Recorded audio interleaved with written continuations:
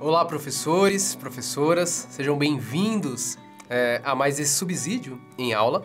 Hoje nós vamos falar sobre a lição 3, tá? Estamos aí no nosso primeiro trimestre do ano 2022, lição de jovens, falando sobre as parábolas de Lucas para os dias de hoje, tá? Trabalhamos já na lição 1, uma apresentação aí de toda a nossa revista, né, com pontos importantes. A nossa lição passada, a lição número 2, tratou de fato o que é uma parábola, é uma lição fundamental. E chegamos aqui, aula de número 3, as parábolas no Evangelho de Lucas. Essas 3 aulas são a base, tá? São a base para, a partir da próxima, estudarmos especificamente cada parábola, né, e entendermos a sua mensagem para os dias de hoje. É que, sem essa base aqui, a gente estaria indo de uma forma muito rápida, sem um estudo claro de como entender a parábola e como aproveitar o melhor dessas parábolas. Porque, afinal, como temos dito aqui constantemente, o que nós queremos é entender a palavra de Deus, a mensagem de Deus para os nossos dias. E não o que nós achamos sobre Deus, não o que nós queríamos que Deus dissesse. Nós queremos entender a palavra do Senhor. E para entender a palavra do Senhor, isso exige de nós meditação, atenção, tá? Então, essas 3 aulas servem, de certo modo, como uma lembrança a isso e uma proposta e um convite para a gente meditar e ter uma base sólida para conseguir desenvolver os estudos, tá certo? Então, o que eu queria começar dizendo aqui nessa aula é que se você não viu a aula 2 ou não leu a aula 2, você precisa fazer isso. A aula 2, ela norteia todo o nosso trimestre, todas as nossas aulas. Eu sei que essa revista está, e nós estamos iniciando ela em janeiro, né? Então muitos alunos, às vezes, e professores não deram a lição de número 1, porque é bem no início 2, no dia 2 já de janeiro, né? E talvez a lição 2 também tenha passado um pouco desapercebido. Já estamos aqui na lição 3. Por isso que eu tenho que te dar essa informação, porque ela é verdadeira. A lição 1 e 2 é muito importante para os professores, tá? É muito importante realmente. E eu vou te pedir, com total atenção, que se você não viu a aula anterior, você veja. Porque a gente está descrevendo ali o que é uma parábola. E sem essa compreensão, a gente vai ter dificuldade nas próximas lições. E aqui, especificamente sobre as parábolas do Evangelho de Lucas, a gente vai ir numa linha contínua. Já que a gente entendeu o que é uma parábola, agora a gente quer falar sobre as parábolas especificamente nesse Evangelho, que é o que nós estamos trabalhando na nossa lição. É sobre as parábolas descritas por Lucas que nós estamos estudando, tá? Não porque as parábolas são de Lucas, como eu disse na aula de número 1, mas porque as parábolas foram utilizadas por Lucas para apresentar seu livro e sua grande narrativa. Aquilo que eu expus um pouco lá, a gente vai entender agora, de fato, nessa aula, porque nós vamos trabalhar um pouco sobre o Evangelho. Nosso texto-chave da aula de hoje, aula de número 3, está em Lucas 1:3, que diz: Eu mesmo investiguei tudo cuidadosamente desde o começo e decidi escrever-te um relato ordenado, ó excelentíssimo Teófilo. O nosso para refletir diz: Foi Deus quem escolheu transmitir as parábolas dentro de livros e não soltas e fora do contexto. Ao entender o todo de uma parábola, entendemos parte do reino de Deus. Queridos, nessa lição número 3, quando eu estava pensando no para refletir, ou o que colocar aqui no para refletir, quando eu estava escrevendo ela, após essa frase estar concluída, eu vi que ela conseguiu estar bem sintetizada, o objetivo aqui dessa aula, e um jargão que eu gostaria muito que ficasse em nossos corações, tá? Foi Deus quem escolheu transmitir as parábolas dentro de livros e não soltas e fora de contexto. Ao entender o todo de uma parábola, entendemos parte do reino de Deus, tá? E isso aqui tem uma verdade tremenda do que vamos desenvolver. O nosso para refletir é, de fato, a gente pensar nesse assunto no decorrer da aula, a gente continuar validando essa informação, né, e ampliando esse assunto. Mas aqui eu gostaria que vocês se atentassem bem e mastigassem esse para refletir, porque é importante. Nossa leitura bíblica está em Lucas 1, do 1 ao 4, que diz: olha o que Lucas está dizendo. Muitos já se dedicaram a elaborar um relato dos fatos que se cumpriram entre nós. conforme foram transmitidos por aqueles que desde o início foram testemunhas oculares e servos da palavra. Eu mesmo investiguei tudo cuidadosamente desde o começo e decidi escrever-te um relato ordenado, ó excelentíssimo Teófilo, para que tenhas a certeza das coisas que te foram ensinadas. Aqui é o prólogo do Evangelho de Lucas, tá? E essa aula aqui de hoje, ela tem um caráter um pouquinho até apologético, tá? Então, às vezes a gente lê o título As Parábolas do Evangelho de Lucas, né? E acha que a gente vai simplesmente explicar o que é uma parábola. Não, fizemos isso na aula 2. A gente vai aqui agora, né, perceber um pouquinho as informações apologéticas que esse prólogo de Lucas nos traz para a gente ter uma base sólida para as próximas lições. A gente vai já recapitular aqui no ponto 1 o que nós verificamos nas aulas anteriores, tá? Vamos recapitular algumas coisas aqui. Primeira coisa, Jesus ensinava por parábolas, tá? Essa é uma informação básica. O modo de ensino de Jesus era ensinar por parábolas. Lição 2. As parábolas transmitem a mensagem do reino de Deus. Nunca se esqueça disso. Nós falamos sobre isso, tá? As parábolas de Jesus, elas trazem aí a ideia de Jesus sobre o reino de Deus. 3. A parábola é uma história do cotidiano, do qual a totalidade dessa história é a própria mensagem de Deus.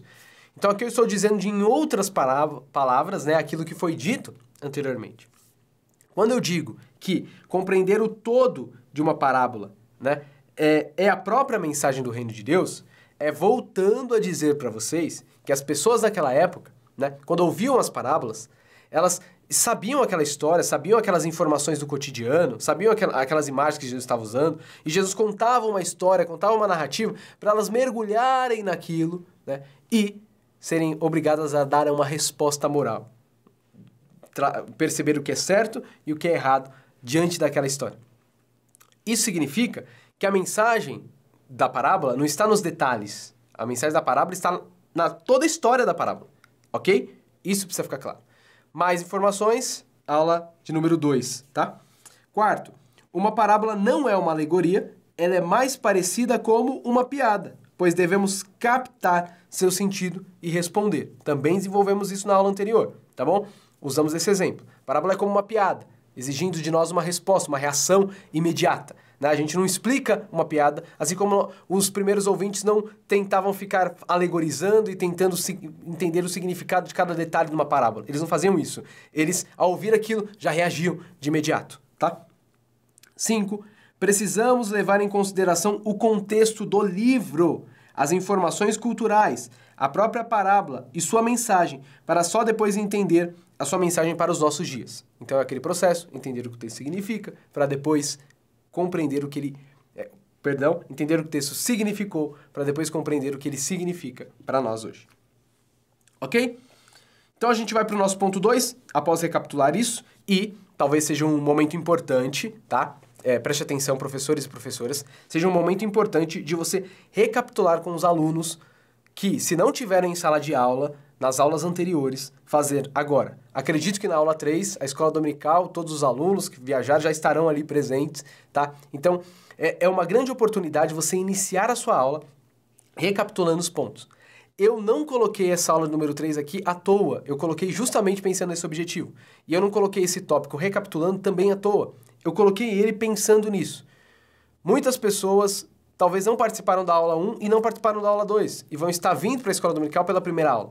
Então, professores, vocês têm a oportunidade aí de fazer aí um resgate, tá? Um resgate. Como a aula 2 é muito importante para a nossa lição, gaste um tempo aqui recapitulando esses pontos, né? Desenvolva, isso aqui que eu coloquei em tópico, desenvolva com o aluno.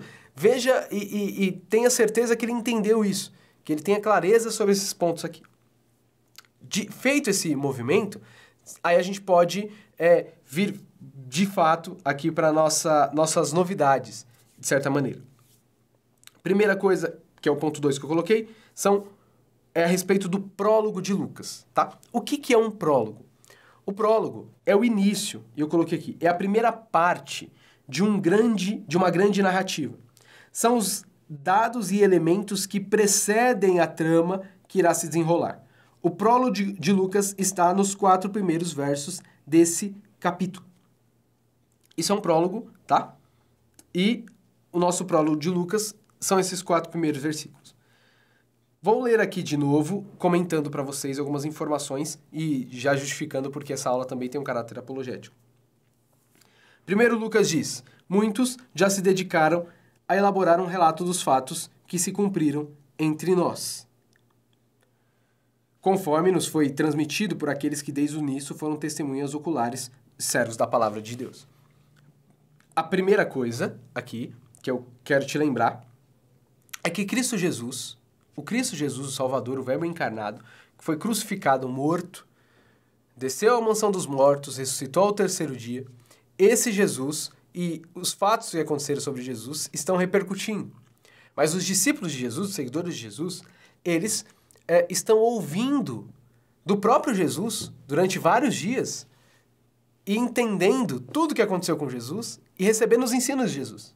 Quando iniciamos o livro de Atos, que é a continuidade do livro de Lucas, e essa informação talvez você não saiba, é importante a gente tratar aqui, Lucas escreve 2 obras, Lucas e Atos. Atos é uma continuação do Evangelho de Lucas. Você começa a ler o capítulo 1 de Atos, você vê que, Teófilo, eu estou continuando aquilo que eu comecei a dizer. Primeiro, ele narra o que aconteceu de Jesus até a sua crucificação e início da sua ressurreição. E no livro de Atos, ele vai narrar da ressurreição de Cristo, a ascensão de Cristo aos céus e o início da igreja inicial, tá bom? Então, é esse movimento que Lucas está fazendo. A gente colocaria assim, uma grande obra em 2 volumes, são 2 grandes volumes.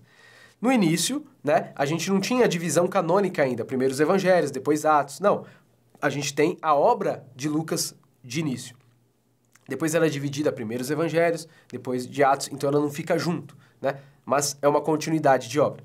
E Lucas já começa a dizer aqui pra gente que os fatos a respeito de Jesus são ditos. Então, antes de qualquer pessoa escrever algo sobre Jesus, escrever um evangelho, escrever uma carta, antes disso, existem os ensinamentos orais. As pessoas falam a respeito de Jesus. As testemunhas, Pedro, Paulo, João, todas elas, ensinam o que Jesus ensinou. Falam o que Jesus disse, né? E continuam a obra do Senhor Jesus, como dado e dito pelo próprio Jesus que deveria ser feito. E Lucas aqui começa já no seu prólogo dizendo pra gente que desses relatos orais e todas essas informações, já tem muitos se dedicando a elaborar um relato dos fatos que aconteceram. Então, muitos já estavam começando a escrever e relatar fatos, tá? Fatos.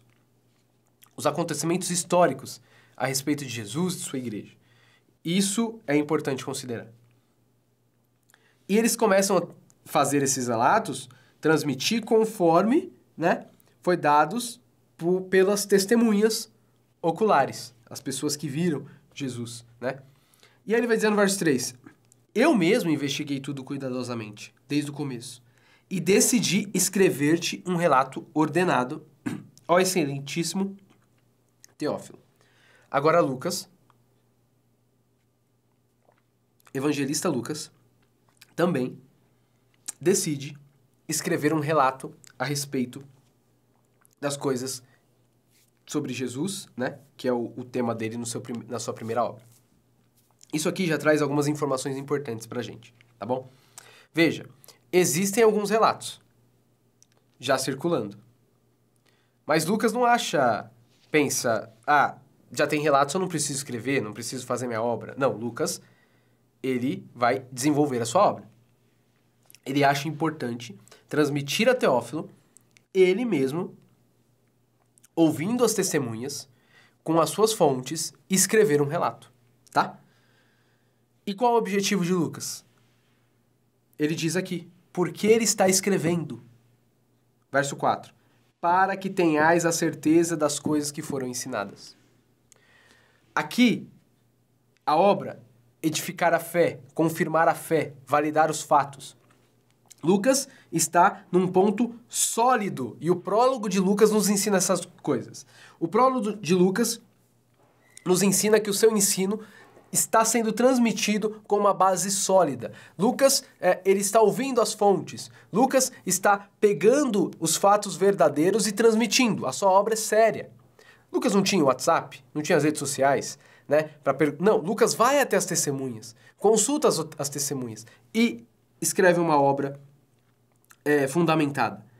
E essa história de Lucas, ela não é uma história do qual ele engana ou mente fatos. Não, porque Lucas consulta as fontes. Lucas escreve uma grande obra. Lucas passaria por mentiroso no primeiro momento, né? Que dissesse algo que não faz parte da tradição, que não faz parte do que todos ouviram, do que não faz parte do que as testemunhas transmitiram. Lucas transmite as coisas com fidelidade. O que eu estou querendo dizer com essas informações, queridos, é que o prólogo de Lucas coloca o Evangelho de Lucas num patamar de validade histórica e importância. Nós vivemos uma sociedade, em um momento, que não existe verdade. As pessoas não acreditam em verdade. As pessoas não acreditam nas coisas com seriedade. Mas o prólogo de Lucas nos faz crer e entender que existe um caminho excelente, que existe um relato verdadeiro, factual, que nós precisamos nos atentar. Lucas, ele é um trabalhador sério e com seriedade ele escreveu o seu evangelho. Como eu disse anteriormente, Deus escolheu e direcionou Lucas para transmitir as parábolas de Jesus e transmitir os ensinos de Jesus. Escolheu um homem sério para fazer esse propósito e esse trabalho. Então, nós também temos que olhar o seu evangelho e esse trabalho com seriedade e estar atento ao que ele desenvolveu e trabalhou. Continuando aqui.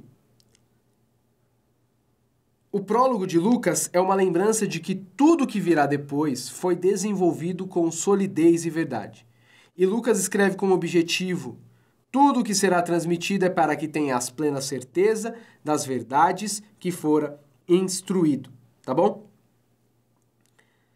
Entender o prólogo do Evangelho é entender que estamos diante de uma grande obra de arte, que tudo está interligado e que as parábolas não são faulas soltas, mas algo bem construído e desenvolvido, baseado em fontes, para edificar a fé dos leitores e ouvintes. Esse é o primeiro ponto que eu queria colocar sobre o prólogo. Então esse prólogo já traz para a gente uma base importante. Aí, é o prólogo do quê? É o prólogo do livro de Lucas. É o prólogo da obra de Lucas. É o prólogo do que a gente chama de Evangelho de Lucas. E eu queria aqui, agora definir com vocês, o que é um evangelho, tá? Veja, queridos, a nossa aula é as parábolas no Evangelho de Lucas. Então a gente entendeu na aula anterior o que é uma parábola. Agora a gente vai entender a função dessas parábolas nesse evangelho e a importância de entender as parábolas neste evangelho. O que é um evangelho? É errado, no sentido que a gente está trabalhando aqui, dizer que o evangelho é uma boa nova. E eu vou te explicar por quê. Existe uma diferença da etimologia da palavra. A etimologia da palavra evangelho é boa nova, boa notícia. Então, se você pergunta para mim, o que significa a palavra evangelho, etimologicamente, eu vou dizer, a palavra significa boa notícia, boa nova. Agora, a pergunta que está sendo colocada aqui, como a gente está tratando de uma obra de Lucas, é o que é um evangelho ou o que é o evangelho de Lucas? O que é uma obra evangelho? Essa é a pergunta. E uma obra evangelho, um livro que nós chamamos de evangelho, não significa literalmente boa notícia. Uma obra evangelho, um livro que a gente chama de evangelho, é um gênero literário, é um estilo de escrita, é um modo de escrita.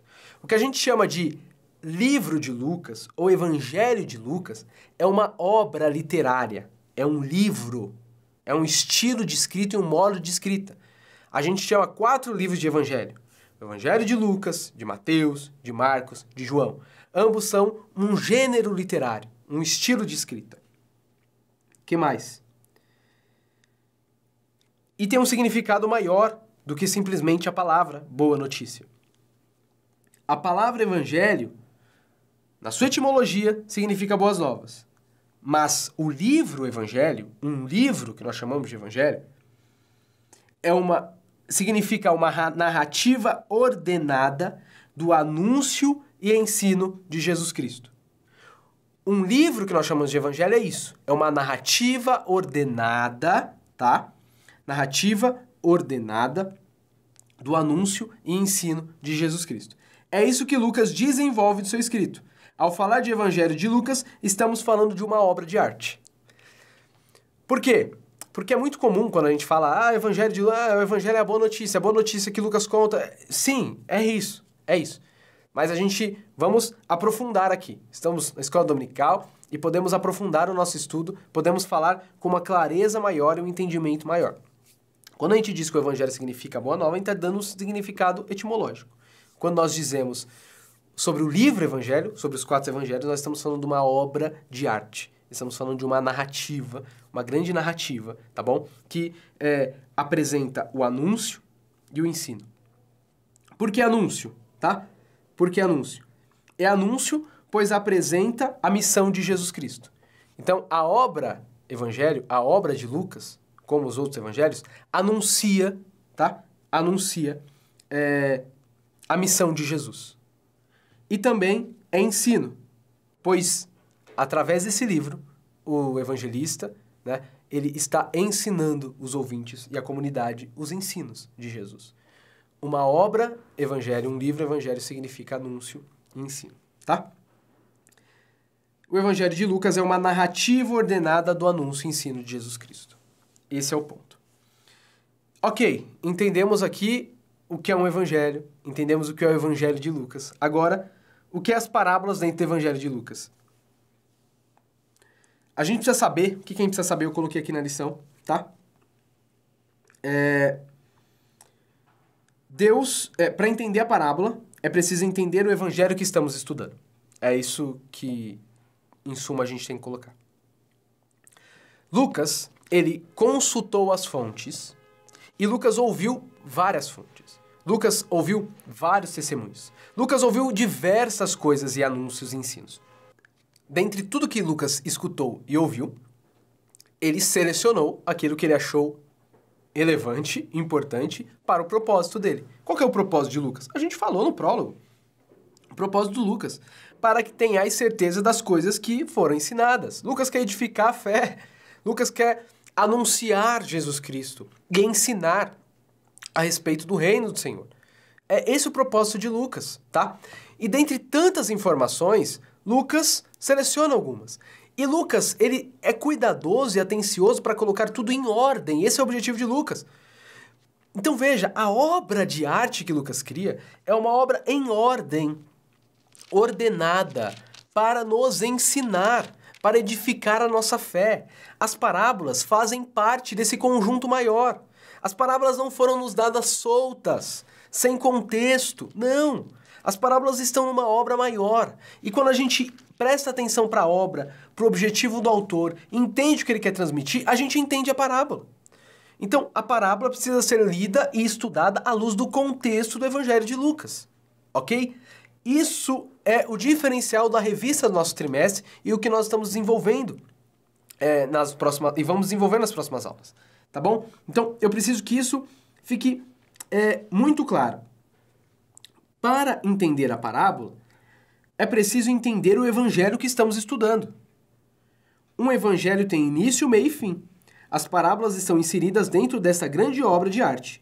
Se você não souber, por exemplo, para quem Jesus está proferindo a parábola, provavelmente você vai interpretar erroneamente. Por quê? Depende de quem está falando com Jesus, e a pergunta que a pessoa faz, aí a gente entende por que Jesus conta a parábola e o significado dela. Se você despreza isso, eu estou lendo a parábola aqui, acho que ela significa isso. Aí a gente já está desprezando o quê? O livro, o contexto. E foi Deus que utilizou, e eu repito essa frase continuamente aqui, né? É Deus que utilizou o evangelista, e foi Deus que desejou transmitir as suas parábolas em um livro. Deus nos deu livros, não versículos soltos, sem contexto. Deus nos deu livros. Isso precisa ficar na nossa mente, nossa memória. E eu estou repetindo isso continuamente, porque estamos nas aulas de base para conseguir estudar as parábolas. Ok. O prólogo, então, já garante pra gente que a gente tem uma base sólida, mas uma obra valiosa para leitura e estudo, e ela deve ser entendida de forma integral.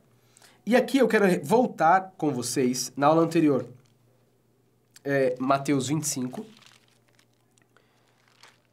Quero voltar com vocês. Na aula anterior eu citei esse exemplo, né, de Mateus, capítulo 25, sobre a parábola das 10 virgens, tá?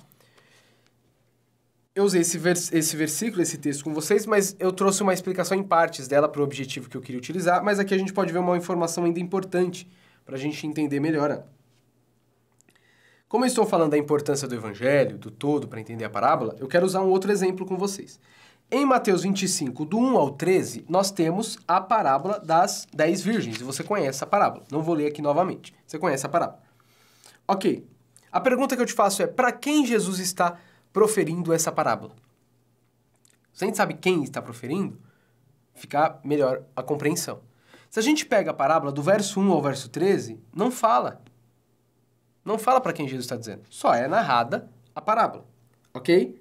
Essa é uma informação. Se a gente olhar o contexto maior do evangelho, aqui no caso de Mateus, né? Estamos em Mateus 25. A gente volta as páginas um pouquinho. Capítulo 24. Jesus está ensinando aqui. Capítulo 24, verso 3. Estando assentado no Monte das Oliveiras, chegaram-se a ele os seus discípulos, em particular, dizendo: Dize-nos, quando serão essas coisas?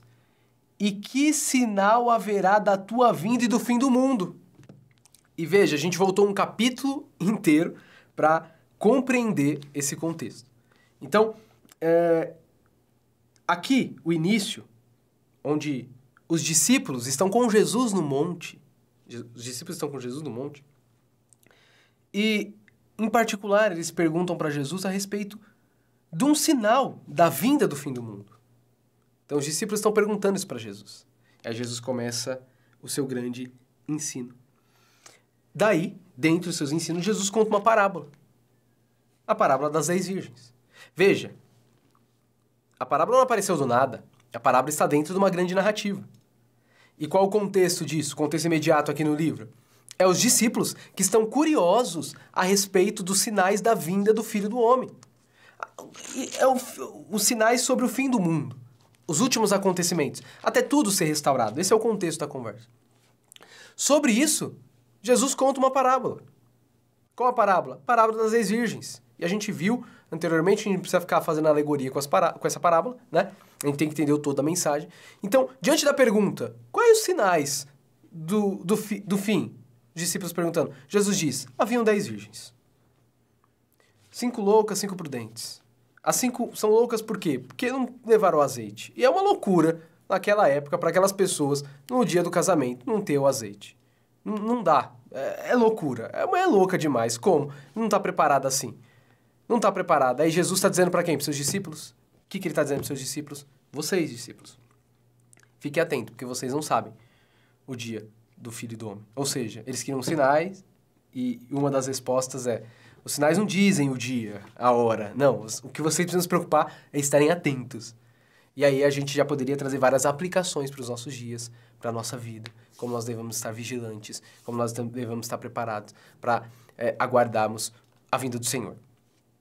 Isso aqui está, e compreendemos, baseado no contexto. Ou seja, uma parábola não está solta no Evangelho. Uma parábola está diante de uma grande narrativa, de uma grande obra de arte, que é o Evangelho de Lucas. Nosso caso aqui, o exemplo foi Mateus, mas nosso caso da lição, Evangelho de Lucas. Isso que nós precisamos estar atentos, tá? Por último, terminando aqui o tópico, né? Esse simples exemplo que a gente usou aqui de Mateus, da parábola das 10 virgens, serve para recordarmos que esse é o limite para entender a parábola, o contexto do próprio livro. Então, uma parábola é entendida no contexto do livro, tá bom? Por isso que a gente voltou a Lucas, voltou ao prólogo, voltou a dizer essa mensagem ficar gravada. Ponto 6, a parábola transmite a mensagem do reino. Se o objetivo do evangelista é anunciar a missão de Jesus e ensinar a comunidade, as parábolas não têm função distinta, pois Jesus, ao proferi-las, também estava anunciando sua missão e ensinando os seus ouvintes. É por isso que lemos Lucas 8:1, por exemplo, o seguinte, e você pode ler comigo, Lucas 8, verso 1. Aconteceu, depois disso, que andava Jesus de cidade em cidade, de aldeia em aldeia, pregando e anunciando o evangelho do reino de Deus, e os 12 iam com ele. Ou seja, né, o que Jesus está fazendo? Pregando e anunciando a mensagem do reino de Deus. O que os seus ouvintes estão ouvindo sempre ao se encontrar com Jesus? Mensagem do reino de Deus. E quando Jesus está contando uma parábola, ele está fazendo a mesma coisa, transmitindo um ensino sobre o reino de Deus. O reino de Deus sendo instalado, o reino de Deus sendo manifestado através das parábolas, é o que nós queremos tirar de lição. No reino de Deus, por exemplo, nas parábolas das virgens, é um reino onde os seus discípulos vivem vigilantes e atentos, sempre preparados, porque o seu foco é como um casamento, onde eles estão aguardando encontrar o seu Senhor. É isso que move e motiva os seus seguidores e seus discípulos. Mensagem do reino. E em todas as parábolas, nas próximas aulas, nós veremos isso, ok? Verificaremos mensagens do reino de Deus para nós. Então, nosso trimestre, nossas próximas aulas, nós vamos já especificamente para as parábolas de Lucas, ok? Vamos especificamente para as parábolas de Lucas. E aí a gente vai ver parábola por parábola a lição do reino. Entendendo o que o texto significa, o que a parábola significa e aplicando para os nossos dias as lições que elas traz, ok? Queridos, conclusão. O Evangelho de Lucas é uma grande obra de arte. Foi escrito para levar a mensagem fiel sobre Jesus Cristo e seu reino. As parábolas estão inseridas dentro desta grande obra e para compreendê-las precisamos levar em consideração o contexto do Evangelho. Deste modo, poderemos entender de forma mais clara as parábolas e responder a sua mensagem valiosa também para os nossos dias, participando da dinâmica do reino de Deus. Peço colaboração para os professores, né? Se tem outros professores na sua igreja, que você conheça, que não estão no nosso grupo do WhatsApp de professores, você envie esse vídeo para eles e você convide, passe o contato para a gente lá no grupo de professores de jovens, para a gente incluir eles no grupo, para eles estarem sempre recebendo conteúdos de subsídio, né, para preparar as suas aulas, uma forma de incentivar, de ajudar uns aos outros, tá bom? E não se esqueça, querido professor, de sintetizar aqui nessa aula de número 3 todos esses pontos bases, que é a aula 1, 2 e 3. A aula 3 tem o objetivo de unificar tudo isso e ficar bem claro, porque a próxima aula a gente já vai tratar especificamente das parábolas e teremos um estudo e um trimestre edificante, tá bom? Deus te abençoe e até a próxima aula.